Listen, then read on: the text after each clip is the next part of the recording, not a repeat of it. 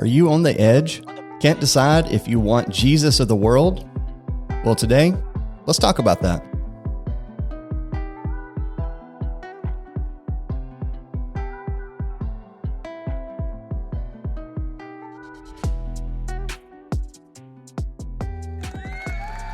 Good morning, good afternoon, and good evening. Thank you for joining us on Let's Talk About That, McNairy County's greatest podcast. Whoa! Woo woo! Oh, it never gets old. Well, thank you all for joining us today. We have an interesting topic. Thank you for joining us, Pastor. Thank you for having me today. He's got so many good notes for today. Oh, yes. We both do. Pages and pages. Pages and so many good notes. But this idea was kind of pulled from, you was preaching a little bit about it the other day, and you were talking about how people ride the middle and they just need to make a decision. I was like, that's 100% it. Yeah. People need to take the leap of faith, and that's Sure. what we are talking about today. And I've heard this concept on some other podcasts before, and it's a really great concept. And the thought that I had got at the time was literally just like cliff jumpers or people who are bungee jumping, anything that involves a tall height and just jumping off of it. Yeah. Not something that I could personally do because I'm terrified of heights. I get it. Even jumping off some cliffs into some water below is a little terrifying. I don't like heights. I just don't have the luxury of avoiding them sometimes. But yeah, so today we're going to get into that topic and talking about how we need to take the leap of faith and how good God is and Let's do it. how much we need Jesus. But first, we shall get into the jokes of the week. And you got them this time? Is that the first one? The first joke? That was the first joke. I got you. Oh, yes. Yeah, I have to double up because I messed us up the last time. So here we go. This will get us back on track. What do you call them? And they don't get good. What do you call a man with no shins? I have no idea. Toe knee. Oh, no. It's terrible, terrible. Oh, God. What? I'll ask forgiveness ahead of time for this. And what pronouns does chocolate use? Her, she. Oh, no. Uh-oh. And last but not least, why do chickens only make one sound? I don't know. Because they can't think outside the box. Yeah. I apologize for that one. Wow. Oh, thank you, McNairy County. We love you. Well, that's all for today, folks. Oh, gosh. That's great. See you next time. Oh, gosh, yes. All right, to our topic today, taking the leap of faith.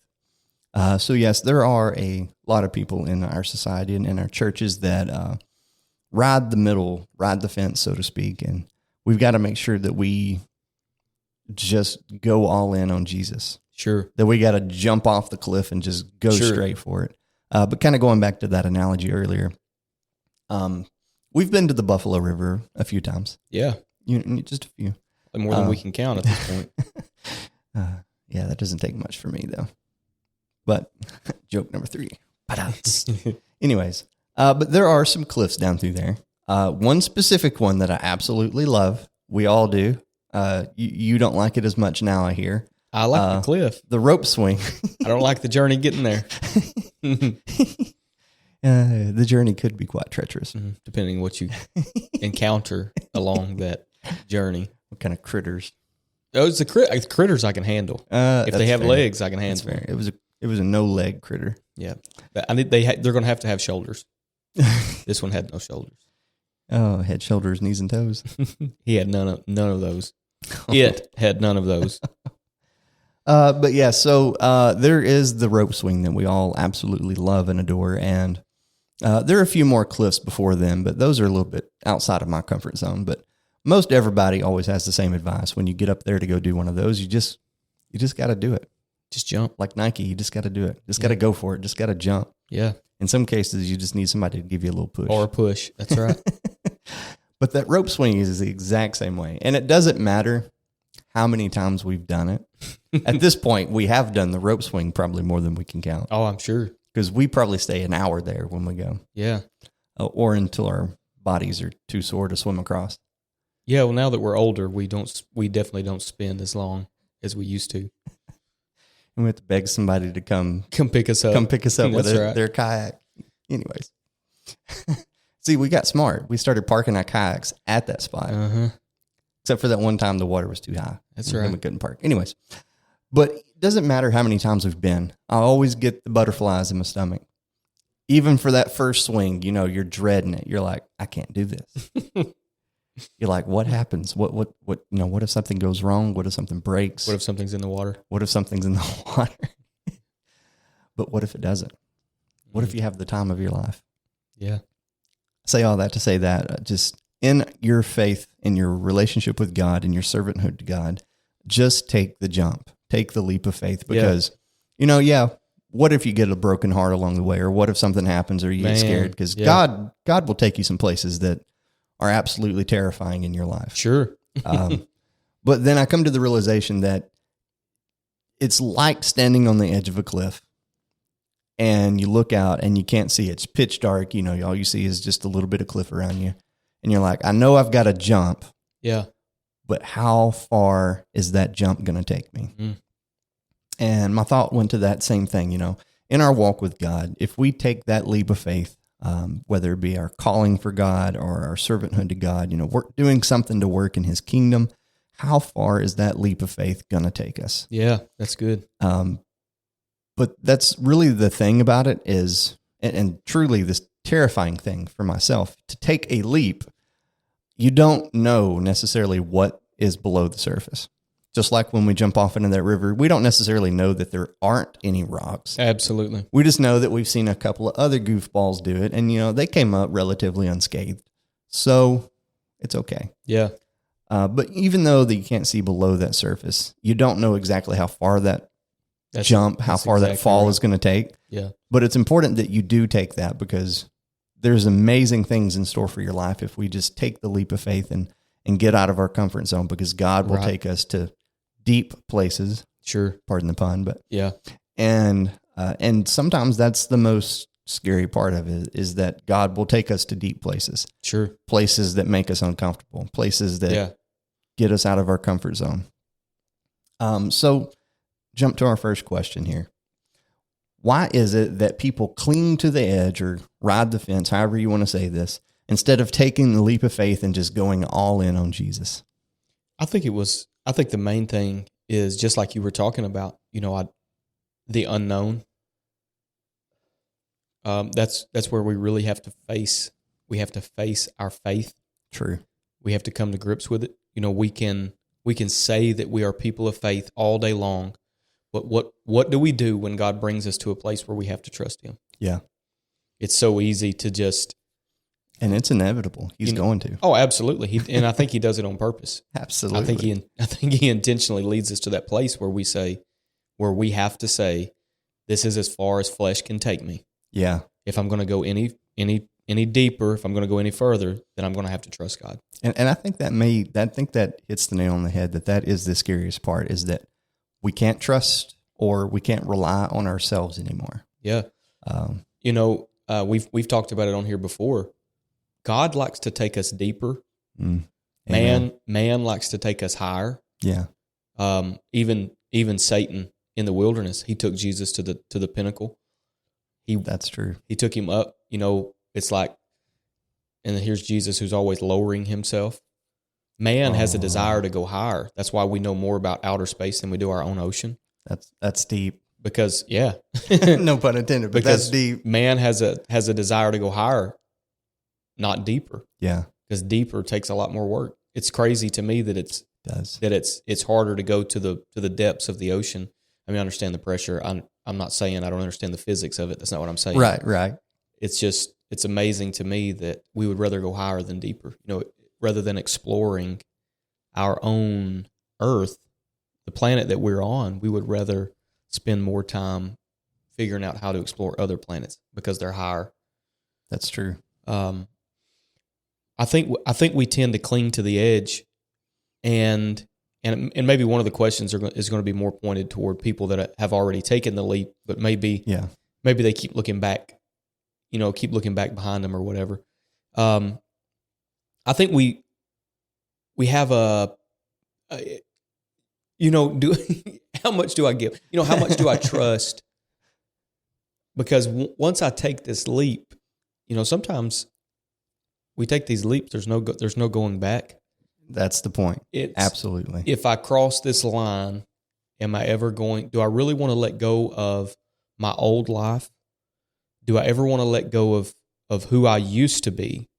Because if I can't but the thing about it is, we never become who he wants us to be until we let go of who we were.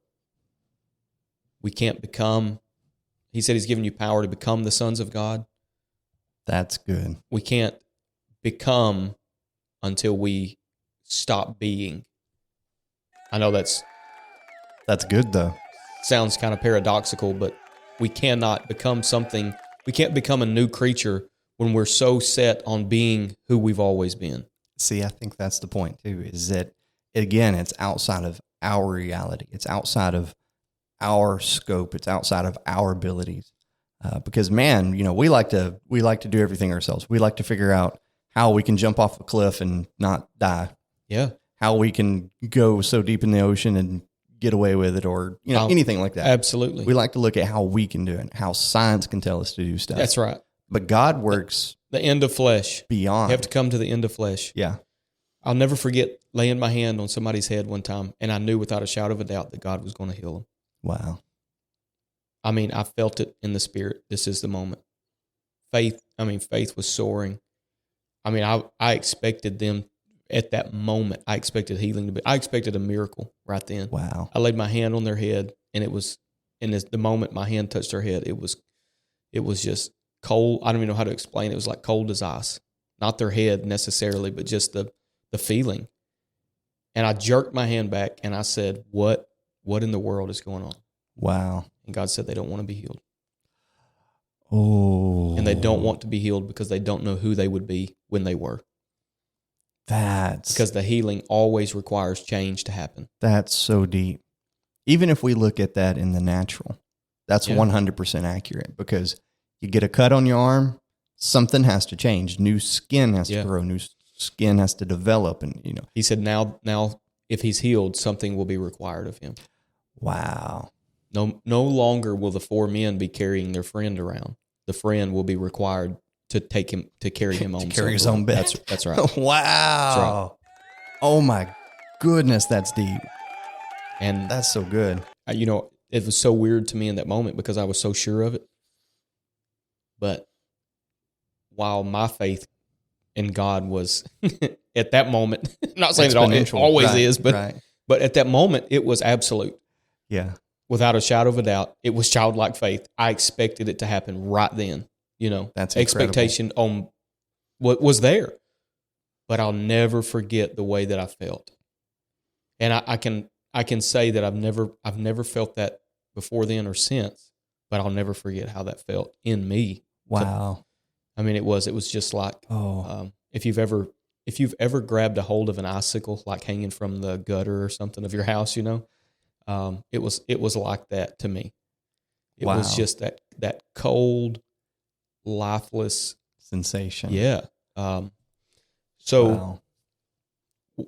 the question that you've asked is, why do we cling to the middle? Why do we cling to the edge and ride the middle instead of just taking that leap and going all in on Jesus? It's not that there, or we even, you and I, I'm sure, I know I do, wrestle with this, not necessarily as in I'm clinging to the world. Right. But, wrestling with, okay, am I trusting more in myself than I am in God? But I think some people ride that fence. But the problem with riding that fence is you're trying to hold on to both worlds. Yes. You're trying to hold on to both sides, and you're going to be miserable because you're always torn in half.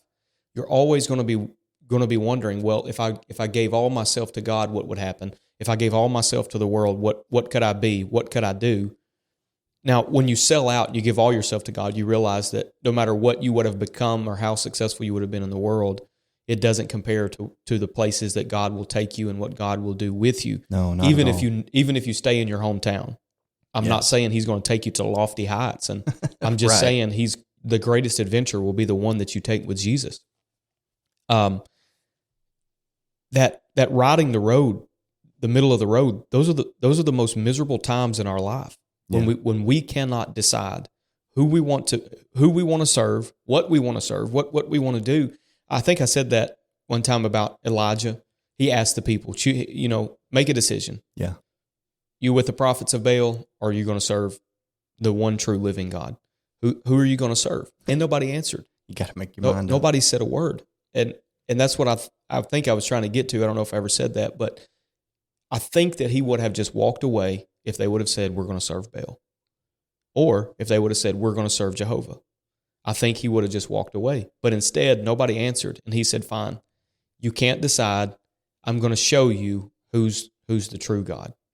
Wow. You're going to find out. This will be a good indicator right now. Now, he doesn't realize that there's 7,000 that have never bowed their knees to Baal. He thinks that everybody is serving Baal. He thinks that everybody is turned against God. But at the same time, he's waiting for that response. He's waiting for their answer, and he never gets it. And then he says, all right, let's prove today who is the God of the universe. Let's prove today who is the true God, and then that's the one we're going to serve. Man. I mean, he brought them face to face and said, here we are. Here's the end of flesh right now. That's deep. He brought them to that point, and he said, the God who answers by fire, that's the Lord. That's the God that we're going to serve. And it's amazing. And I can't remember who taught it in the life class a few weeks ago when they were talking about, the 12 barrels of water that he poured over it all.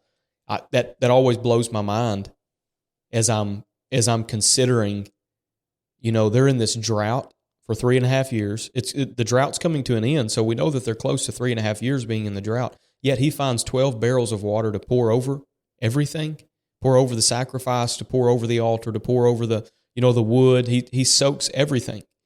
Wet wood is a whole lot harder to light than dry wood. Very.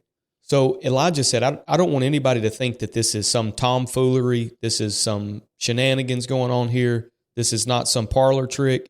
This is not some, sorcery that man can conjure up. This is a God thing. Yeah. There's no way that this could happen except the Lord. We don't want anybody saying it's spontaneous combustion here. No, fire fell from heaven and consumed it. And I think it's obvious that until we get to that point where we're willing to lay it all on the altar, we're willing to pour it all out, until you're willing to give something that you cannot afford to give, that's getting down off the fence, that's coming back away from the edge, or taking a leap off the edge. Right. I can't afford to give 12 barrels of water, but I'm going to give it. And that's when you see the fire fall. Yeah.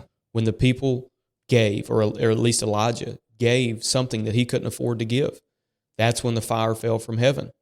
That's and impressive. I find that in my life, when I'm what do I do here, God? I'm trusting human instinct, and God says, no, trust me. There are times where in our human understanding, we make natural decisions. Yeah. But there are some decisions that can only be made in the supernatural, if I can say it that way. There are some decisions that when we make them, and I think that everything should be filtered through prayer and consideration of God. I think that about everything in my life, every decision from the biggest to the smallest. But He did give us brains to think, and we know what His Word says, and we know what's right, and we know what's wrong. So, when the Word is clear on something, there shouldn't be a decision that has to be made. My mind is already made up because the Word of God is clear. That taking the leap of faith, it does require faith. And faith, when it comes under fire, faith comes up against prison bars. Faith comes up against, if this is true, if the promise is real, if God really said this, then why is it not happening right now? Faith has to deal with all of these human restrictions, like, well, I can't see it with my eyes, I can't smell it with my nose, I can't taste it, I can't touch it, I can't hear it, therefore it must not be real. Wow. According to the world, seeing is believing. But in the supernatural, believing is seeing. Yeah. When you believe it. The miracle comes because of the faith. Yeah. Now, I think that miracles do produce faith, but it's the faith that brings the miracle. I think seeing a miracle, I can't say that definitively simply because when Jesus is telling the story of the rich man and Lazarus, a lot of people say, well, if I could see a miracle, if I could see this, if I could see that, then I would turn to God. I understand that sometimes that's how it works, but Jesus said, even if I send one that has risen from the dead back to your family, if they have not believed Moses and the prophets, if they have not believed them, if they have not believed Scripture, they're not going to believe that one has risen from the dead. No. So even this miraculous event of one rising from the dead is not going to convince them if they cannot receive the word of God that has already been given to them. Yeah. So there has to be that decision in us that says it literally is a leap, and it's not a blind faith. A lot of people say, well, it's a blind faith. No, I've seen the evidence all around me. Paul said in the first chapter of the book of Romans, he said all creation knows that there is a God because of creation. Right. Everything every human being knows that there is a creator if we just stop and look around at creation. You say, well, I've never seen God. You've never seen God face to face, but you've seen his fingerprints on everything in creation. Yes. You can see his footprints. You can see his fingerprints on everything in creation. You know where his hand has been because you can see it. It's so evident on everything that we look at. So clinging to the edge, I refuse to take that leap because the water might be cold. I don't know what's underneath. I've heard so many different stories. I don't know what to believe. I don't know if I should stay in this safe zone, or should I just go ahead and jump off of here? Because once I jump, I'm committed. I can't backing out. No, if I'm jumping off that cliff into the water, there's no, I'm halfway between the water and the cliff. I've jumped. No, you can't go back to the cliff. No, you're committed. So you take the leap and you've committed yourself, Yes. So I know how it feels to wonder what comes next. Yeah. What's going to happen.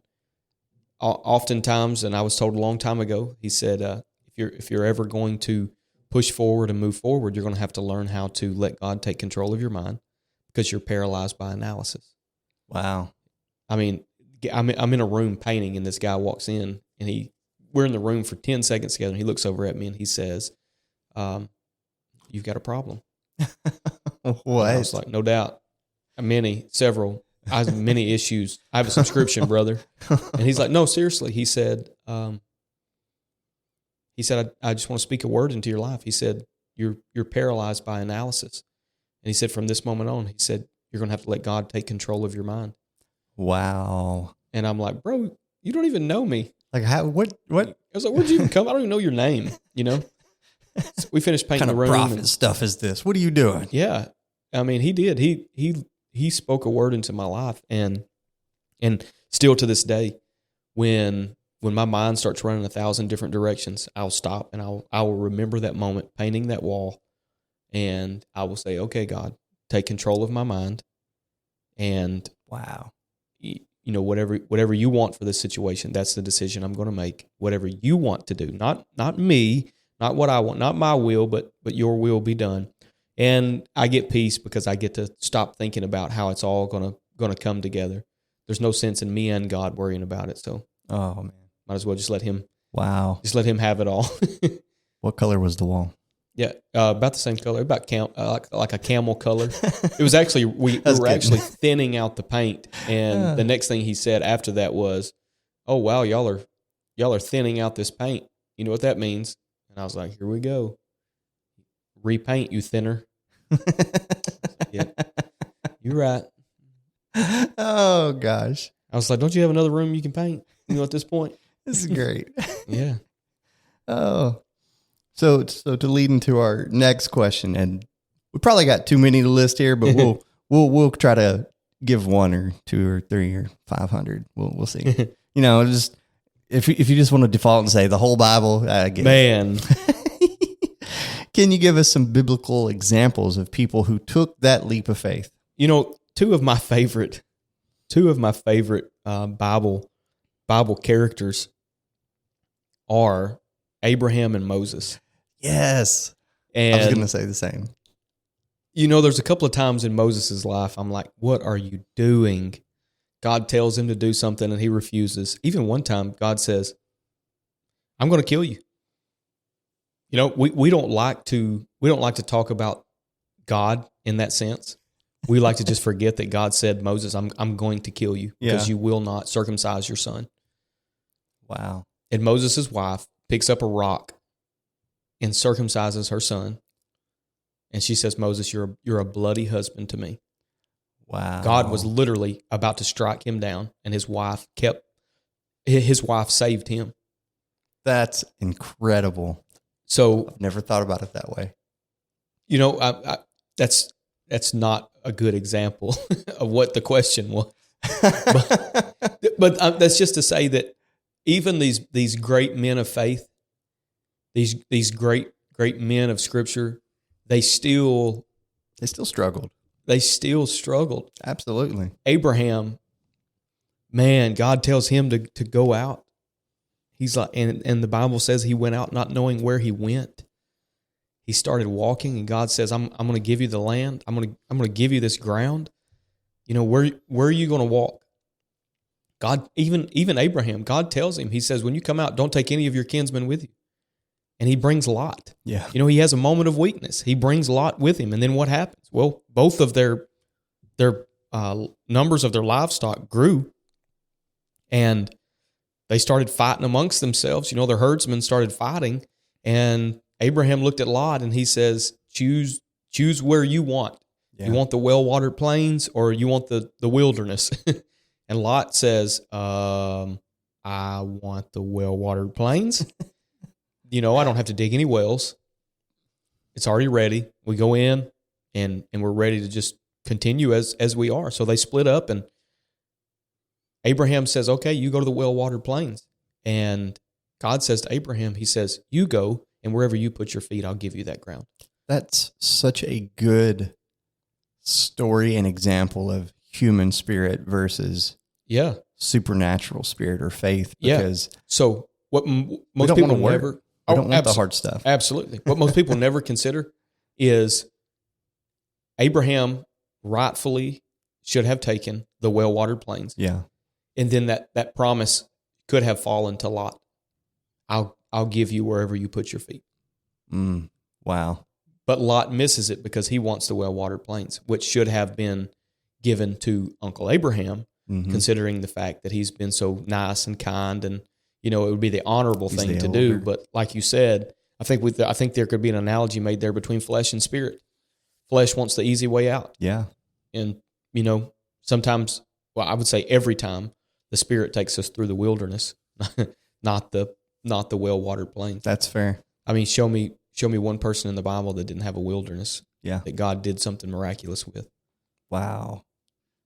That's next level good. Or you look at Moses, look at Jesus, look at Abraham, even Jacob. There's still those moments in their lives where they had some wilderness years. Even the Apostle Paul.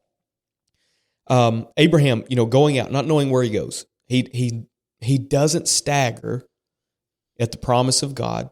Now, that's always amazed me that God gave him a promise that would stagger other people, and make them stumble. Whoa, wait a minute. What did you just say, God? Wow. I get the image of this person, kind of wobbling back and forth, almost like in a drunken state because they just cannot believe what God has said. But Abraham didn't stagger. Wow. He didn't even waver when the promise was given to him. He just started walking, I accept it. I think one person that has gained a lot of traction here the last few years, it seems like a lot of books have been written about the mother of Moses. Just the fact that, there's no indication in Scripture that he ever moved from the place that he was placed in the water. Right. It reads from Scripture that he stayed in one spot among the reeds where she hid him in front of the king's palace. And this is, and I'll be crucified for this, but there's something to be said about a mother who will put their children in front of the king's palace where he can be found by the king. Yeah. Obviously it's Pharaoh, and we wouldn't celebrate putting our kids in front of Pharaoh's palace, but she put him where he could be saved. Yeah. She put him where she knew that he would be rescued. Now, can you imagine the faith of Moses' mother? She took that leap of faith and said, I believe that God's going to do something with this child. He's a goodly child. She saw something in him. Both her and her husband saw something in him at that early stage of his life, that infancy stage of infancy, and said, we're going to put him in a place where he can be found, where he will not be killed, and we're going to trust God that whatever's in the river here is not going to destroy him, and that Pharaoh's not going to destroy him. Right. That leap of faith not only saved Moses, but allowed her to raise him. Yeah. Allowed her to go in and, oh wow, here he is. He's in the king's palace, eating the best food, getting the best education, raised in the palace, and she gets to give him his education. She gets to train him. She gets him, even if she would have kept him, if she would have held him back, he would have been killed. But because she was willing to say, okay, God, we trust you. Look at what God did. He allowed Moses to be rescued by Pharaoh's daughter. And then the mother of Moses says, oh yeah, by the way, I can take care of him. When Miriam comes running and says, hey, this baby needs a mother. Wow. Now the mother of Moses gets to raise him in Pharaoh's house, gets to, spend those young years with him because of her faith. Can you imagine walking with your child to that river? Years ago, Brother Mooney preached faith walking to the river of death. Wow. They were getting ready to build Calvary Christian School, and I'll often go back and watch the message. Just, Brother Mooney was such a dynamic preacher, minister, pastor. It was just just one of those moments that you knew was going to, it was life-changing. I wasn't there for the message. I just watched it later, but Calvary Christian School was newly built whenever I got to IBC, and then going back and watching that and knowing, they did it. They built it. That's incredible. It was, he preached, it's faith walking to the river of death. Everything in you says, don't do this, but you have to. You know that this is what needs to be done. Just incredible. I mean, I have that image of her walking to the river with him in the basket, in that ark of bulrushes that she had that she had made and so carefully constructed, and then places him in the river, in the bank of the river, among the reeds where he can be found. Just, man, as a parent, thinking about it, how hard that would have been. And you have Noah. Yeah. Lord, let's don't forget Noah. Was there anybody that took a leap of faith greater than the one that Noah took? Probably not. Or took as much time to get to that point of faith. Yeah, absolutely. There's countless. There's no way to there's no way to look at it and say, there's no more. No, because every time you do that, you think of another one. Yeah, for real. I mean, you could do a Google search of how many people in the Bible, had a faith moment, and it's probably going to say the majority of them, anyways. How many people are in the Bible? How many people are mentioned in the Bible? Because that would be a lot. God's people are people of faith. So every one of God's people in the Scriptures are people of faith, and there was a moment of faith in their life. One of my favorite, and I know you talked about it last night at Job. You said you had Job on your mind, but that is one of my favorite too to think about, because Job is literally going through a storm, a trial, a very terrible time in his life. Yeah, but he took the leap of faith, and he said, it doesn't matter what happens to me here. It doesn't matter what's going on. It doesn't matter if I lose everything that I have on this earth. It doesn't matter if I lose my life. I'm all in for Jesus. Yeah. You know, somewhere, I think maybe in the late 20 chapters or early 30s, when he's having his conversations with his friends. Yeah. You know, the friends that are coming to comfort him, but they're very contentious. You know, at one point, Job says, basically, earlier he had dealt with, he said, his wife said, do you still retain your integrity? Just curse God and die. Wow. It's rare to hear anybody ever talk about that in a positive light. This time reading Job through, I had to look at that, and I've examined that before, and I had to question it this time. Was she saying, you know, you've been through so much, and I've seen that you have lost your integrity? I don't think so. I think she was saying, if you still retain your integrity, just curse God so that he will let you die. Yeah. Because I'm tired of seeing you suffer. That's a good point too. I'm tired of seeing you go through this.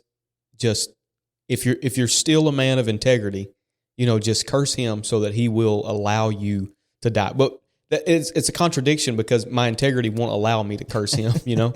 But later on, when he's talking to his friends, his contentious friends for the most part, he says at one point, he says, I'm not letting go of my righteousness. No matter what you say, no matter what you say that I've done or what's my fault, he says, I'm not, my integrity is not for sale, and I'm not letting go of my righteousness. He says, I'm not going to let it go, no matter what happens, you know. And it's at that point where you're like, okay, he's all in. He's been hammered on, he's been beat down, but Job's going to die like this. He's going to die with his integrity. He's going to retain his righteousness until the end. You know, he's not going to let go of it. Even when his complaint was bitter, you know, he's like, God, I'm just being honest here.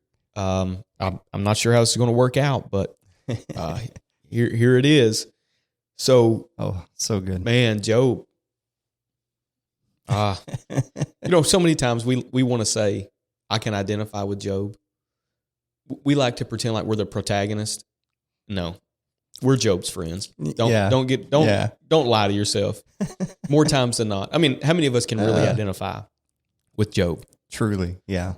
Probably more few and far between than we has would care to anybody admit. ever lost more? Not that a small loss is insignificant, but has anybody ever lost more than Job? Right. Well, he didn't lose it. He knew where it went. But has anybody ever had more taken away from him? Yeah, there you go. Than Job, and I don't think so. No.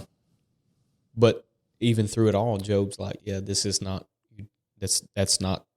You know, maybe that was some things that I was steward of, but that's not me. Wow. You know, that doesn't define who I am. He's like, I can remember the days before I had all of that. So I'm still the same man I was before. Now I've just got all this stuff I'm managing. God has allowed me to steward over all of these years.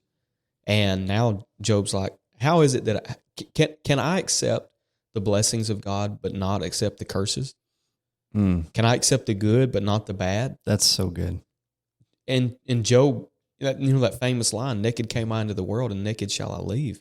Yes. Well, yeah, we came in with nothing and we're going to leave with nothing. And Job said the things that come into my life while I'm on the earth, they all belong to God. Yes. I mean, if they didn't belong to God, then who would they belong to? Because the only thing that has existed throughout time has been God. Yes. Everything else has born and died. Has been born and died. Come and gone. And so Job says, it can't be mine because it pre-existed me. Yes. And it's going to live on after me. So good. So it can't belong to me. So it has to belong to the only one that is eternal. Yeah. It has to belong to the one that created it and the one that's going to deconstruct it, the one that's going to and we might not like to think of it that way, but in the beginning it was acts of creation. At the end, it's going to be acts of uncreation. He's going to undo creation. It's going to all be destroyed. And Job said, when you think about it that way, and what bigger leap of faith is there than to say, I can accept anything that comes from God, I can accept it. Exactly. Even if it is Satan saying, I'm going to put my hand on your life. If God has allowed it, then Job said, who am I to rebuke it? Who am I to, stand against it? Who am I to stand against God? Exactly. I mean, where was I when he told the water it could only come this far? Where was I? I was nowhere to be found. No. So Job really puts it into perspective for us, but yeah. Sure does. Man, there's so many good ones. So on to our next question. For people that have still not took the leap of faith, what is your advice? Jump. Just do it. Come on in. The water's great. Just, it's not something that you can weigh out. Exactly. And we as humans, that's exactly our nature, what we love to, is this going to work to my favor or is this not, Yeah.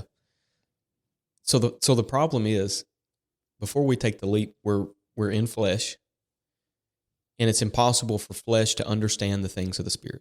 Yes, totally. So we're trying to hold on to the world of flesh and the spiritual world. Well, the problem is that flesh that we're holding on to will not allow us to be spiritual beings. It will not allow us to be led exactly by the Spirit. The flesh, the carnal nature of man cannot understand spirit things.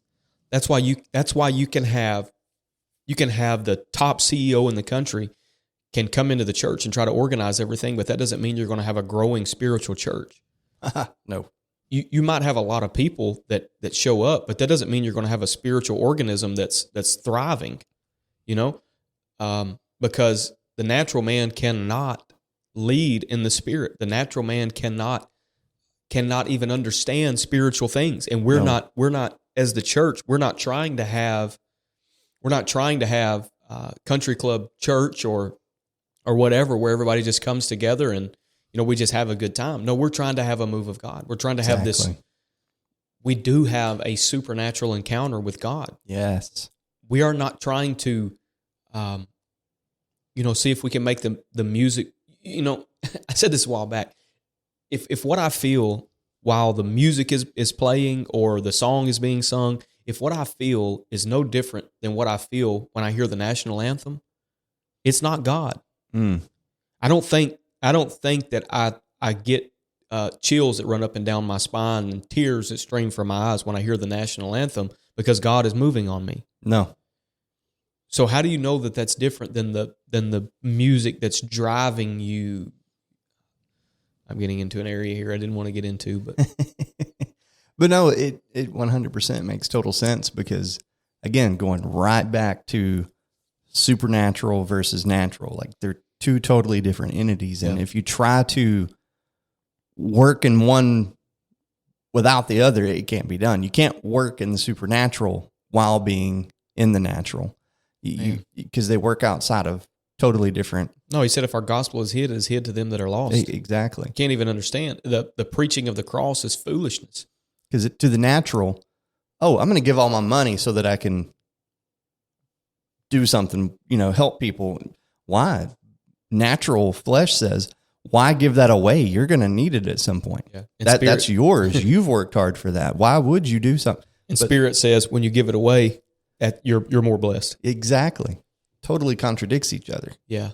The natural man says, why are Christians celebrating a man dying on a cross? Yeah.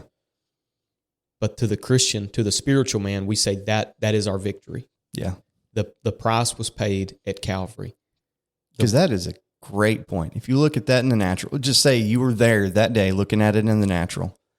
Jesus is just another man. He must have done something terrible because he's getting one of the worst punishments known to man at the time. He must be a terrible person. What did he do something like that? So much more happening. But if you know, you know. Well, and Paul even dealt with it. He said, God chose the foolishness of preaching to save them that believe. Yeah. Well, if you look at that in the context, it means he chose the foolishness of what was being preached. Yeah. Because there's a lot of people that preach.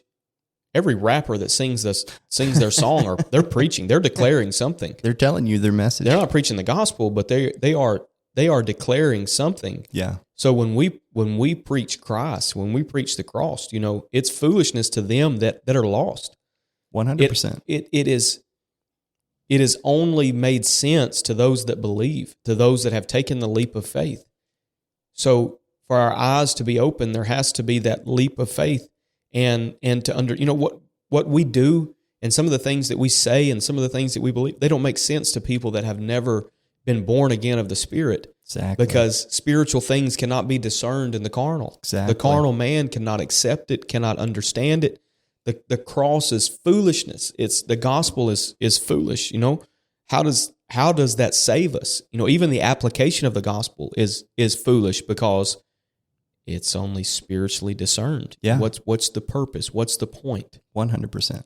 Jesus says, cast your nets to the other side. The disciple said, but we've fished literally at the peak fishing hours. Yeah, and you're a carpenter, not a fisherman. And right now, like we're no one's ever going to catch any fish right now. And if they do, it may be one or two. Man. Like it goes completely against fleshly, natural tendencies. Instincts. Yes, that's what I was looking for. Yeah, no, that's right. The tendencies of natural man. Yeah. Is to say, no, I know what should work. I've got the right lure. Exactly. I'm doing everything right. I'm doing it by the book. The fish are biting at this hour here. They only eat this right here. This is the peak hour and we've already missed it. Like we're not going to get anything. Yeah. We've going out into the woods, man, tromping along without your camo in the middle of the day. You've already missed peak hour to catch the deer. Why would you come out here now? Oh, man. That's a prayer of every hunter, isn't it? If I could just walk out there and get them instantly. What is it? Lord, I'll be faithful. I'll be faithful if you just let the big one walk by. Really? Because Jesus said even if a man came back from the dead, they wouldn't believe if they didn't believe Moses and the prophets. Oh, that's so good. Man. All right. Is there anything else you want to leave us with there for people who have there's so much not taken that leap of faith? There's just so much there. Take the leap. Just jump. Oh. Jump. Give it all to Jesus. That's so good. You won't regret it. Is there any books, materials, podcasts, anything that you would like to recommend or leave us with today? Do a complete word study on Hebrews chapter 11, the faith chapter. Ooh. Look at those people. They had to deal with adverse conditions, but they still were willing to make the leap. They were still willing to, take that leap and say, I don't know where I'm going, but I'm going because God said go, or I'm not sure how this is good. This don't make sense in the flesh how this is going to work out, but God said it will, so I'm going to do it. Hebrews 11. So good. All right. Thank you, Pastor, for joining us today. Thank you. And thank each and every one of you for listening. We love you. We appreciate you. Thank you for being part of our podcast family and the kingdom of God. Now go out there, teach some Bible studies, and win some souls. God bless you.